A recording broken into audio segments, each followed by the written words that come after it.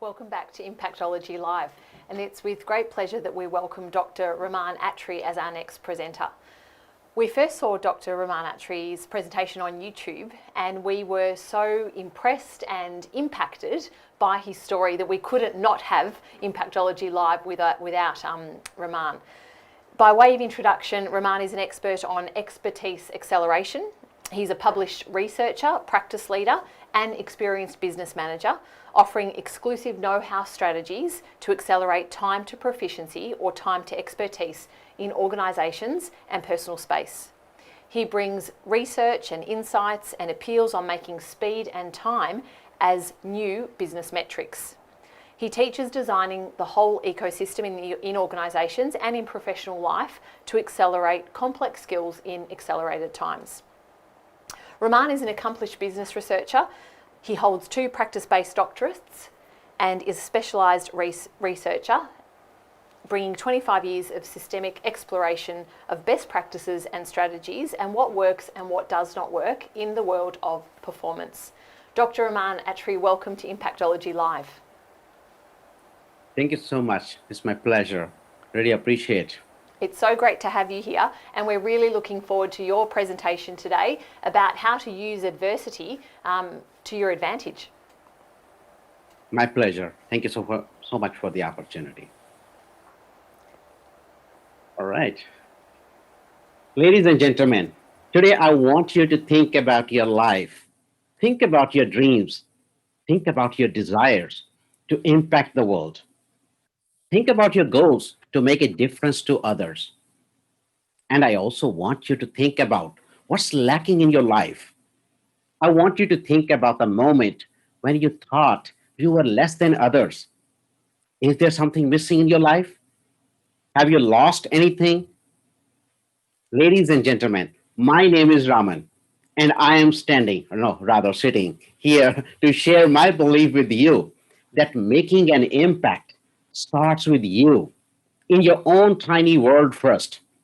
And I would like to give you the hope that each and every one of us can make an impact in this world in our own special way, no matter what we lost. I want you to think about how many times you have heard that you need to rely on your strengths to excel, to shine, to make a larger difference in the world. Well, what if I told you that your limitations or weaknesses could do equal wonder?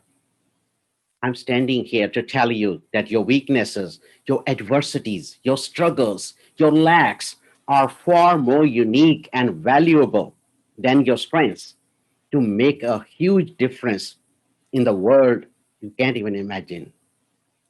So permit me to tell you my story of who I am. I think you guys can't see on the camera, but I am, I walk with this crutch, okay? I lost my ability to walk long before the age to walk. I got polio when I was just 6 months old. Guess, how would you feel when one day you realize that you don't have this capability to walk and you got to live with this limitation forever? It would shatter anyone, right? It shattered me too. But did that stop me from moving forward in life? No. Did that stop me from making an impact in the world I live? No. Did my adversity make me a difference maker and an impact maker? Oh, hell yeah. At every point in our life, we got to make a choice, either to keep looking for a perfect life or keep excelling upon our lacks and use that learning on the path to excellence to make an impact in the world. The second choice is what I intend to share with you today. Today, I'm going to talk about 3 aspects of making an impact out of your adversities, the way I learned through my journey. I'm going to talk about you. I'm going to talk about your lacks, and I'm going to talk about your leverages and how all these 3 things work with each other to make you as an impact maker. Okay? So let's go on with this. Excuse me. Every one of us come across crisis, adversity, traumas, setbacks, failures, sickness, disability in our lives. And when it happens, it causes two things. One is loss.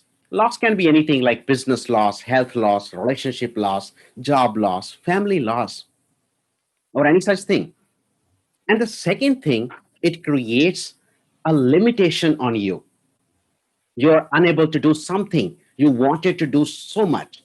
Like you can't go to sports, you can't choose the job you want, you can't have the life you seek. Have you ever seen loss or limitation because of any adversity? I bet you would have. But let me ask you this. Did that loss make you any less? I bet no. Each of these losses may have created slacks inside you, a sort of hole you find it difficult to fill. It can be emotional, physical, psychological, or even financial hole. It's okay. There could be thousands things you might lack inside you, outside you, or around you, but it's okay. What I found is that these lacks you feel during your adversities or struggles are precisely the things that are going to make you as an impact maker. You might be shocked to hear about what I'm saying, that your lacks makes you impact makers, and you want to know how and why. Please write it down. The thing you lack the most is exactly the thing you want to excel upon at the first place, isn't it? You become hungry, you become obsessed to excel over it. And when you attain excellence in your own way, you become an impact maker.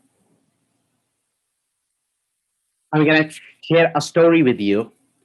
This one day, when I was 7 years old back in India, that comes in my mind. I was coming back from my primary school with some classmates, and I was walking. Yeah, walking with this alien thing called calipers. It's like iron plates that went from my belly all the way down to my ankle just to keep my leg and hip in place. It's something like what you see in the picture. That's not my picture, but it's almost like that minus crutches. And I almost looked like a one-legged Iron Man. The only problem was that I couldn't fly like him. So I had no choice. I had to walk. Can you imagine that I was only 7 years old, weighing perhaps 22 kg, and still dragging this 20 kg thing on my paralyzed leg? I had to hold this entire thing with my small hands. Then I had to use my belly muscles to lift it and then put it ahead of me to take one step and then repeat again. At that moment, the pain in my belly, on my legs, on my back was so excruciating that I get a cold wave in my spine even today when I recall it. My classmates left me behind. I was too slow for them. I cried. I cursed myself. Am I always going to be so slow and be left behind? What I realize is that physical limitation caused by our own adversities, traumas, crises are not a big deal. The big D's are the one we create in our minds. It could be emotional, mental, psychological, mindset related limitations. That day, the weight I was dragging on my leg was not just an iron cast, it was the heaviness of the inferiority complex. Have you ever felt that? You drag that weight when you feel that you are not good enough, when you feel that you're limited in doing what you want, you feel that you're rejected. That weight holds you back, drags you down, slows you down, and sometimes even stops you in your life. You feel disabled just like me. These are the thoughts that not let you move forward in your life. But Those are the moments when your lacks, your limitation make you hungry to excel upon the things that are holding you back. Those are the moments when your hunger makes you as your defining moments. That one experience in my life repeated many times in my early years, and those became my defining moments for what was yet to come. I told myself that day, if I couldn't walk fast, I would find speed in something else. I got hungry for speed. Speed, speed, speed. Isn't it so ironic that a disabled guy who can't even walk is seeking speed? But that's exactly the weirdness of hunger and obsession is, even if at the surface the goal looks impossible. In the next 2 decades, I followed speed. I went on doing every possible experiments within my reach to see how I could learn something faster. If one thing did not work, I tried another. I sought failure after failure. I figured how I could learn things as wide as from physics to poetry. How could I do the things of that wide spectrum in a faster time? The result, in no time, I was studying books 6 years ahead of my age. As I grew up, I continued my experiments beyond study to learn new skills, even trying bicycle with one leg. I can still ride it. And I was never given a permission to drive a car. They never gave me a driving license because of my condition. Then I learned to drive car myself, all alone. Scary, but it's true. So that's how I found my superpowers of a real Iron Man to be able to fly, to be able to run. Because the thing you lack the most is the thing you want to excel the most, isn't it? Folks, perhaps your lacks are unique gift you forget to use because you're always fighting with it, always trying to break it. What if this thing is what defines you? What if your lack makes you so unique the way my disability defines me? Here is the thing, the lacks I lived through made me feel the lacks of others. Isn't what this we want to do in the long run as an impact maker or a difference maker to be able to make a difference to other people's lacks? And that's how I see the impact making and difference making. My race with my lacks and my experiments made me someone today. Today, I am world's leading expert on speed in professional performance. How ironic is that I can't walk, but I teach organizations and professionals how to walk fast in their jobs. I show them how they can excel in their career and be faster and be able to keep making difference to their families. I contribute to organizations to cut short their employee development time, to provide better services to the society and a better life to their employees. Isn't it a difference making? I guess it is. Ladies and gentlemen, sometimes people tell me that their life is incomplete or unfulfilled because they got 1,000 lakhs. But what I think is that you don't have to be the best in the class. In fact, I realized more you are at disadvantage, more you are hungry to excel over it. So I repeat again, your lacks, your limitations are your best bet to make an impact, make a difference. Go forward.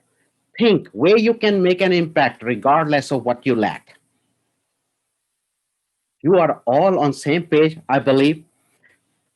Think about this. But guys, best things don't come without conviction. You got to be hungry to excel over it. Are you hungry to excel over your lacks? Take a moment to think about this. how deeply, strongly you feel the hunger to excel over it. When you're hungry for something, or when you lack something badly, or when you want something badly, that's the moment, that's the defining moment when you think you're going to need to really excel over it and make an impact.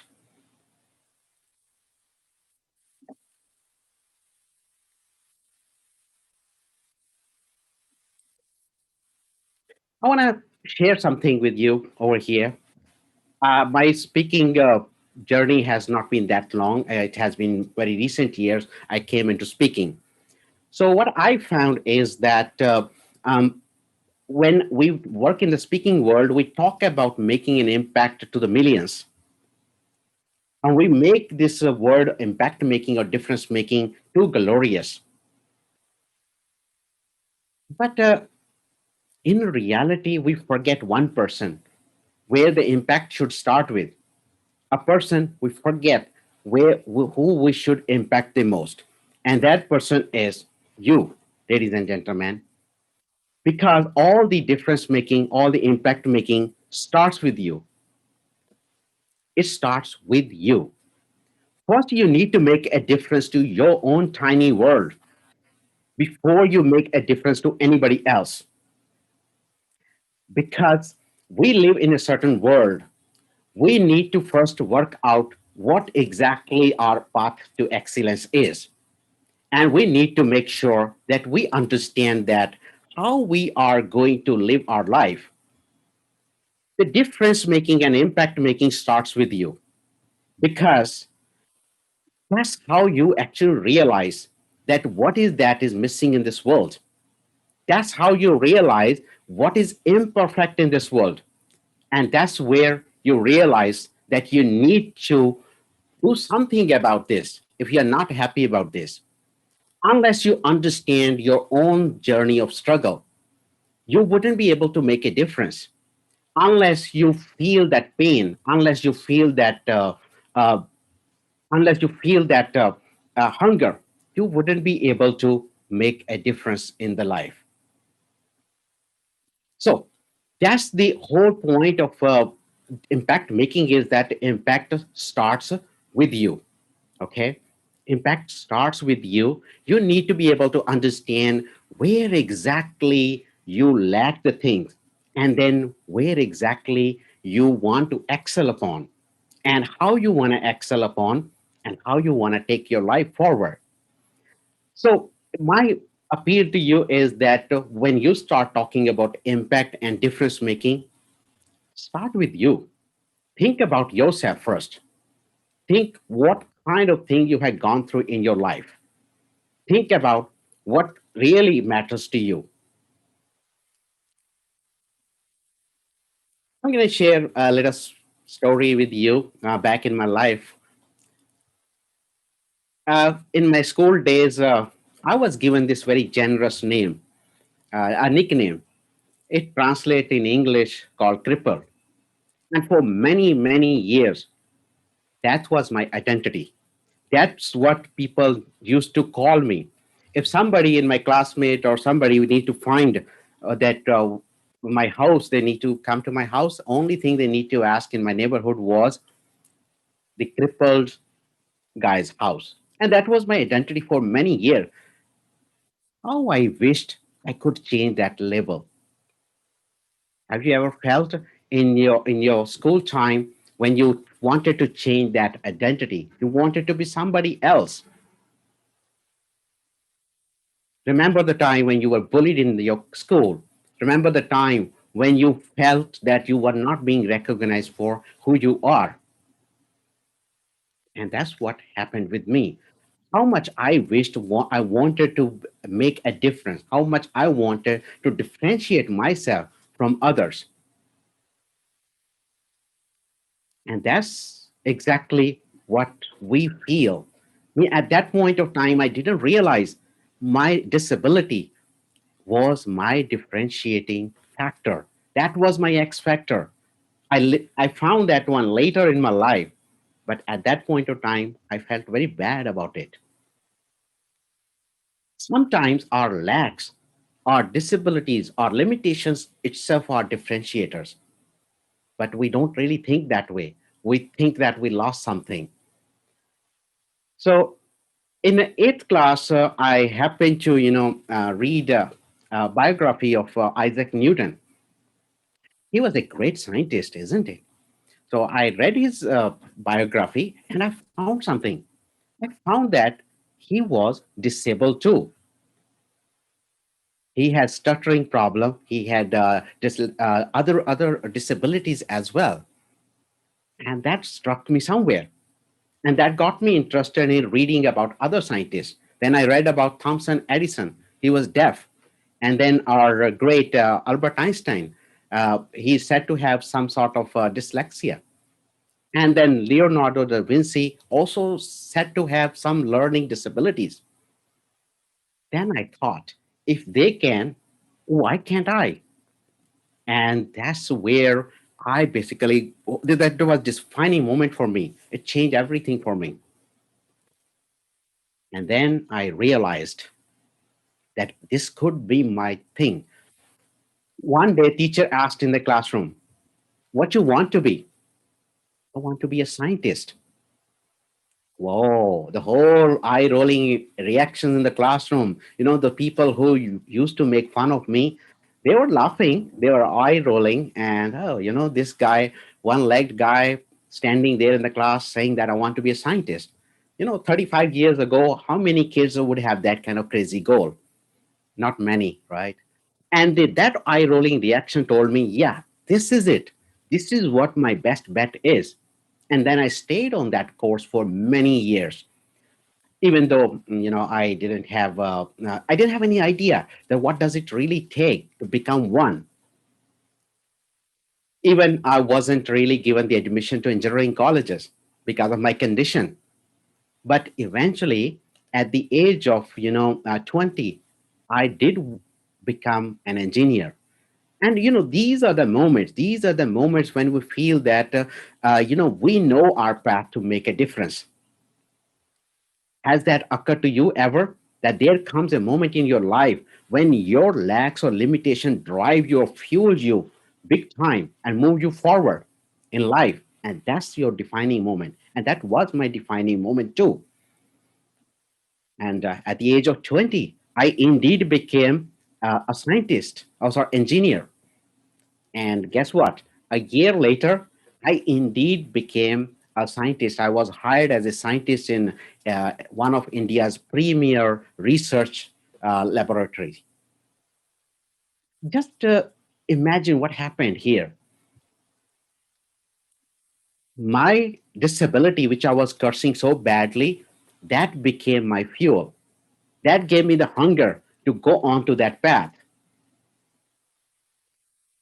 But you might wonder here that, oh, yeah, you wanted to be a scientist, that you wanted to change the world, you wanted to do some great innovations so that you can change people's life. Honestly, that was not remotely on my mind. All I was thinking is myself, because I needed to make the difference to myself first before I can think about the world. And that's exactly what happens with people. People start thinking outward, but I repeat again, the impact starts with you. First, you need to make a difference to yourself, and then you move forward and make a difference and impact on other people's life so that you understand that what struggle people are going to face, the people you're going to make the impact upon. And that's my message to you, that impact starts with you. Think about how you can make a difference in your tiny world. Today, I am a performance scientist. I work with organizations. I work on understanding that how human can learn better. And I think I can make a difference in organization, teaching leaders and managers how they can support their employees' journey. And that's where our organizations are struggling. If one day I can make that small difference to organization, it eventually will be making a difference in the society. So take your lacks, take your limitation, lit that light to make that difference.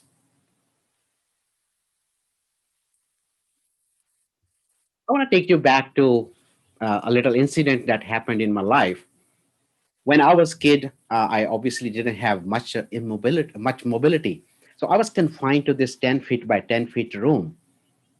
And from that room, there was a window in that room. And from that window, I would look outside, kids playing all day long. And more I watched them, more I felt bad because I was just confined to this room. I couldn't move out of the room. I couldn't do the things they were doing. I kept on feeling bad until I figured out, wait a second, there's something going on. So I noticed that their mothers will come in the evening and, drag them inside the houses. Happened with you guys? So same thing, I noticed that nobody actually dragged me outside the room and asked me to play. Nobody yelled at me that why I was sitting all day long. So that ignited something. Then I figured, wait a second, my immobility may have some advantage for me. And what I could do is I could sit 16 hours a day, nonstop, no distraction. How many of you had friends in the childhood, those who will drag you outside the house? I had no spoiler like that. So I could, sit and focus. So that opened up the world of learning for me. I started reading books. I tried reading from poetry all the way to physics, palmistry, astronomy, and you name anything, art, science, or anything. There was no limitation for me. There was no boundary for me. And very soon, I started reading Dale Carnegie while other kids were reading comics. And then I figured I had some leverages because of my limitation and because of my disability. And those leverages were also that which not doesn't come very common. That would be how many times your parents stop you from daydreaming. I guess many times. But for me, that was the advantage. I could sit, I could daydream. And those kind of vivid imaginations soon made me write uh, articles, poems, and a lot of other pieces in magazine. And eventually it made me a writer. But then my leverage didn't stop there. I had healthy hands just like anybody else. And I used to do the arts and painting. And the background, what you see is one of the photo book I just released, which I actually drawn in childhood. So you see, there was lots of windows for me. There was opportunities. What happens with all of us is when adversity happens to us, when limitations struck us, we feel confined in walls. We feel that our life gets limited. We feel like all the limitation adversity just kind of come across as a wall. And what we do, we try to break it, and we struggle a lot to break it, and that's where we keep focusing. But my friends, there are windows too in most of the walls, isn't it? And most of the time, we forget to locate those windows, windows of opportunities, windows of leverages. And that's, I think, as human, we should focus on where are the windows to make a change? Where are the leverages that can transform our own life and eventually which can help us make the changes in other people's life? Look for windows. Have you looked for the windows among your adversities? Perhaps those are your best bet to make the difference. Your leverages among your adversity could be your best bet to make an impact in this world. And today, I have earned over 100 international credentials just because of my leverages. I have written 20 books, and I am a learning scientist. I research on how people can learn faster. What if I take a certain fraction of that one, take it to organization, take it to people, help them learn faster, help manager understand how employees will grow? It will make a difference in everybody's life. It will very small difference, small impact, but once people start working on it, it will start creating a chain reaction. Hopefully, I will act like a lighthouse to somebody somewhere, even a small ship. So I appeal to you, find the windows among the walls that are holding you back. There are windows everywhere. Only thing you're going to need to do is you need to locate it. Every one of us get adversities. We get hit by crisis. We get hit by traumas. All of these must have created some kind of wounds on us. Oprah Winfrey says, turn your wounds into wisdom. The wisdom you collect while struggling with your lacks, while you feel hungry about excelling it, you use that overall wisdom and then make a difference in the world, make an impact in this world through the wisdom you have collected through your journey. I would like to close my presentation with a thought that making an impact and a difference making starts with you. It starts with your lacks. Heal the hunger that has been caused by your lacks, and then figure out whether you have leverages. There are leverages we tend to ignore. Use your leverages to make an impact on yourself first, in the tiny world you live in, and then you expand your impact making out to the world, to organization, to the society. Thank you so much. It has been my pleasure making a difference in your thought process. I appreciate you listening. Thank you very much. Raman, that was an amazing presentation and an amazing story. I had heard that story before, but even hearing it now for the second time and really understanding that adversity that you dealt with, particularly as a child, but then what you did with it. I think the powerful message in that is that there is adversity that faces all of us to different extents, of course, but it's about what we do with it. So I really thank you for sharing your message. One question I have for you is, what are the top 3 things, someone who's facing adversity or who has an adversity that they face, what would you say are the top 3 things that they could start doing today? Right. A very good question, Rita. And first of all, I want to thank you and George for giving me this opportunity. Wonderful event, wonderful theme. Thank you so much and congrats for this event. Thank you. Yeah. So 3 things I always when I look back at my own life, that how I kind of passed through my journey, and eventually I kind of came out strong. So I tell people that there are 3 things that you're gonna need to watch. Number one thing is, when you look at your limitation, you're gonna need to think whether it is real or perceived, because most of the people have perceived limitation. Something happens in their life and they form a impression, a mindset that makes them limited. Not everyone is disabled like me, but the people get disabled in their mindset, the way they think. So the perceived limitation, that's the number one thing we need to be able to differentiate what's real and what's perceived. Number 2 thing, what I say is that you got to see that what are your leverages? And leverages are like this. If you can't do this, perhaps you can do something else. And perhaps you can do that something else much better. And that's the number 2 thing I typically tell them. And the number 3 thing, which I feel, is that limitations, people tend to give this kind of message. Mostly the motivational speaker, they will give this message, you know, get over your limitation. Your limitation cannot stop you. That is okay. But we cannot forget our limitation. We need to live with it, and we need to make best use of our limitations, because your limitations or your adversity might give you the advantages you may not have noticed. So why not to just start loving it, live with it, take it forward, use it as your fuel, use your as a hunger, and that hunger is going to make you excel forward in the life. And once you achieve that excellence, that's your path for impact making. Thank you. Raman, there's a couple things that really stand out about your attitude to life, and it's that relentless positivity. Just a quick question before we finish up. Can you share with us where that source of positivity and inspiration came from in your childhood, family or otherwise?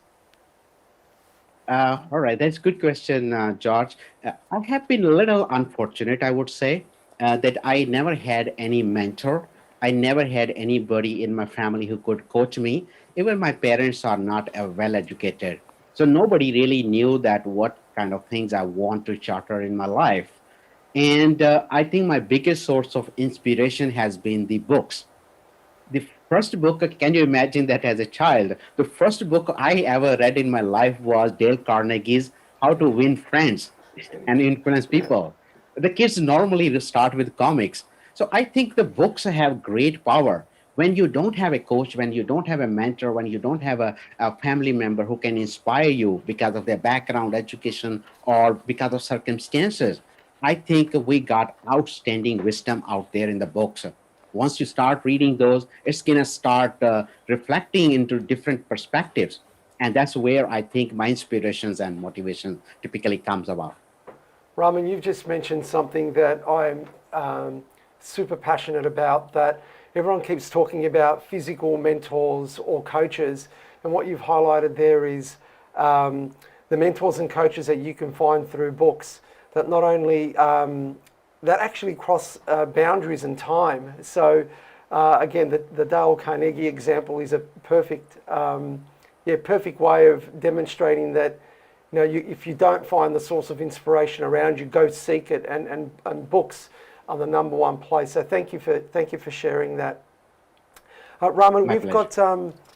we've got one question and an exercise that we run with every speaker at Impactology Live, and are you willing to participate?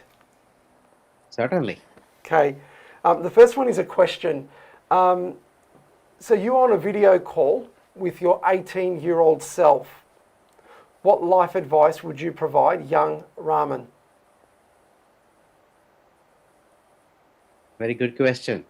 Really good question. Often keep thinking, can I go back in time and redo the things? I think the biggest thing I would like to advise my younger self is, which I realized very late in my life, that the time holds a value. Time is very important piece in our life. And when we are young, we do not appreciate the time. We do not appreciate the whatever time is available to us, how we could best use that time. And if I have to go back and have a conversation with my 18-year-old self, I would tell him that make the best use of the time, because time is not going to come back again. And whatever we make at one point of time, in that mark is going to stay. That's our legacy. And that will be my advice to all the young people too, in that regard. Yeah. Value the time. That's wonderful advice, Raman. And the final is actually a game of word association. So word association, I will say a word and you share with me the first word that comes into mind. You ready? Yep. Travel. World. Family. Love. Love. Family. Adversity. Windows. Beautiful. Performance. Speed. And 2021. The year of living differently. Hear, hear. Raman, thank you so much for making the time and participating and sharing your story of impact with Impactology Live. There's a lot of impacts there in that sentence, weren't there? But we thank you so much, Raman. Let's keep in touch, and we appreciate it, and we'll see you soon. Thank you so much, George and Rita. Really appreciate it. Thank you. Thank you. Have a good afternoon. And we are just on 17 minutes to the hour. So that gives you 16 and a half minutes to go get a drink, stretch the legs, walk the dog for 10 minutes, and then settle down. At 3 p.m. we have Harry Corris. Don't miss that one. We'll see you soon.